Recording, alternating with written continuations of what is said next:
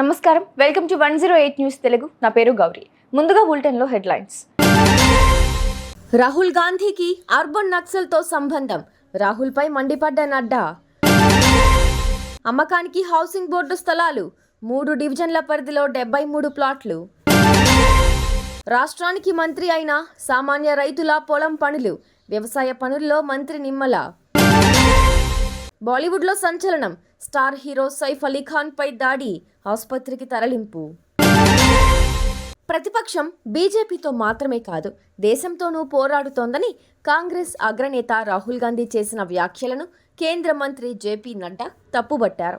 కాంగ్రెస్ అసలు రూపం ఈ వ్యాఖ్యలతో బహిర్గతమైందని నడ్డా అన్నారు. రాహుల్ గాంధీ, ఆయన చుట్టూ ఉన్నవారికి అర్బన్ నక్సల్స్తో సంబంధం ఉందనే విషయం అందరికీ తెలిసిందే. దేశం పరువు తీయాలని, కించపరచాలని, అప్రతిష్ట పాలు చేయాలని వారు కోరుకుంటున్నారని ఎక్స్లో నడ్డా మండిపడ్డారు.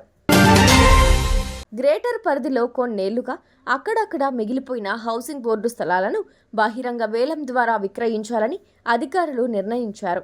3 డివిజన్ల పరిధిలోని 73 ప్లాట్లను విక్రయానికి పెట్టారు. వాటి విక్రయం ద్వారా 60 కోట్ల రూపాయల నుంచి 65 కోట్ల రూపాయల వరకు ఆదాయం వస్తుందని అధికారుల అంచనా. ఈ నెలలో 2 దఫాలుగా 31, వచ్చే నెల 5న మిగిలిన 42 స్థలాలను వేలం వేయాలని నిర్ణయించారు. ఆయన రాష్ట్రానికి మంత్రి అయినప్పటికీ సామాన్య రైతుల పొలం పనులు చేస్తూ ఉంటారు. పశ్చిమ గోదావరి జిల్లా పాలకొల్లు ఎమ్మెల్యే, రాష్ట్ర జలవనరుల శాఖ మంత్రి నిమ్మల రామానాయుడుకి కనుమ పండుగ నాడు కొంత తీరిక సమయం దొరికింది. దీంతో ఉదయాన్నే సొంతూరు ఆగర్తిపాలెంలో ఉన్న పొలానికి వెళ్లి వరికి మందు పిచికారీ చేశారు. మొదటి నుంచి ఆయనకు పొలం పనులంటే ఇష్టం.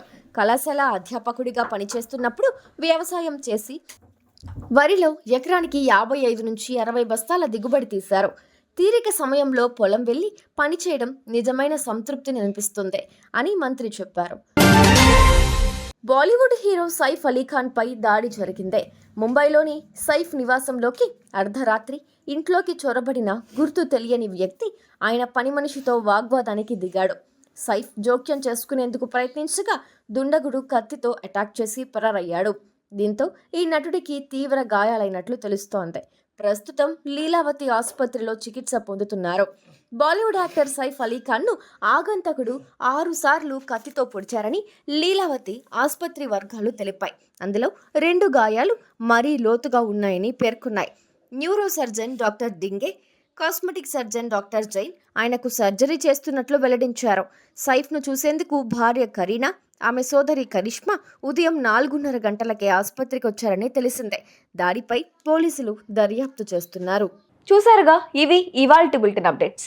మరో బులెటిన్తో మళ్ళీ మీ ముందుకు వస్తాను. అంతవరకు కీప్ వాచింగ్ 108 న్యూస్ తెలుగు.